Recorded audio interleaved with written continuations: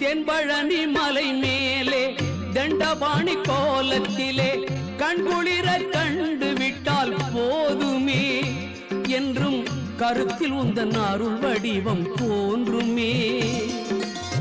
தென்பழனி மலை மேலே தண்டபாணி கோலத்திலே கண்குளிர கண்டு விட்டால் போதுமே என்றும் கருத்தில் உந்தன் அருள் வடிவம் தோன்றுமே.